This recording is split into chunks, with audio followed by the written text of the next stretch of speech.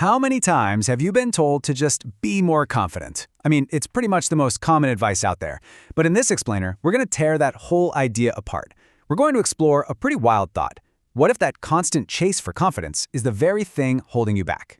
You hear it literally everywhere, right? Before a job interview, on a first date, in basically every self-help book ever written. It's sold to us as this magic key, like if you can just flip that switch, you'll unlock your entire life. It's become this universal thing we all just accept. But here's the big question we're diving into. What if this whole idea is actually a psychological trap? What if chasing that feeling of being certain is actually stopping us from building real, actual skill? In fact, there's a ton of research that points to a much more powerful and kind of surprising trait. It's called intellectual humility, which is really just the ability to know what you don't know. And, as we're about to see, this is the real engine for getting smarter and actually growing. Okay, so first things first, we need to completely break the link in our minds between feeling certain and actually being right. And that brings us straight into this really famous psychological concept, the Dunning-Kruger Trap. So what is the Dunning-Kruger effect? Well, it's a glitch in our thinking, where people who have very little skill in something are, well, they're too unskilled to even realize they're unskilled. It's like they're standing at the bottom of a huge mountain, but they can't see the peak, so they think they're already at the top. And that ignorance, it creates this powerful but totally false feeling of confidence. And this right here shows you the paradox perfectly.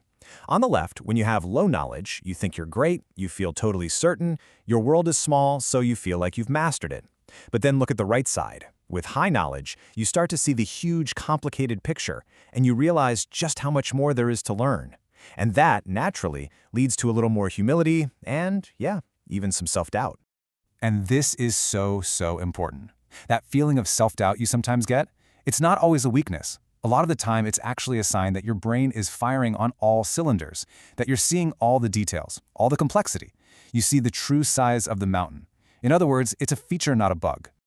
Okay, so if blindly chasing confidence is the trap, how do we get out? Well, this next section is all about building a brand new toolkit.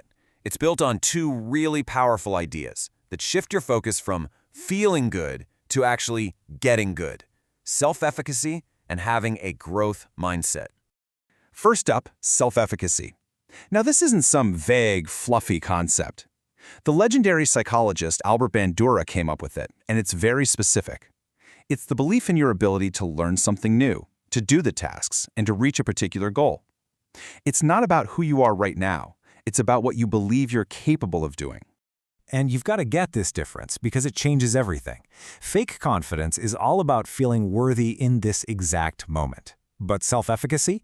That's about believing you're capable of learning whatever you need to for the future. It's the belief that lets you tackle a huge challenge, not because you're sure you'll win, but because you're sure you can handle the process of trying. And this all leads us to these two basic mindsets that pretty much control how we approach everything in life. As you can see, one is all about proving yourself over and over. The other is all about improving yourself, period. And here's the breakdown from the amazing research of Carol Dweck. On the left, you've got the fixed mindset. This is the idea that you're born with a certain amount of intelligence, and that's it. So every single challenge is a test, and if you fail, it feels like a final judgment on you as a person. This is where that need to fake confidence comes from.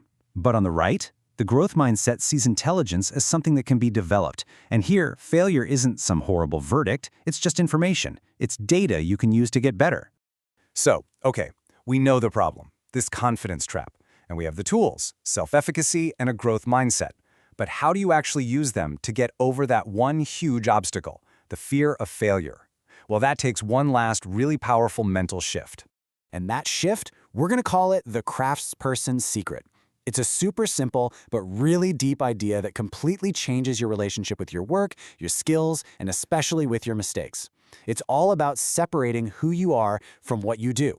So often, we act like this judge, right? We make a mistake and boom, the gavel comes down with a life sentence. We don't just say, I failed at that task. We say, I am a failure. We merge our entire identity with one single outcome. The very first step is to just stop.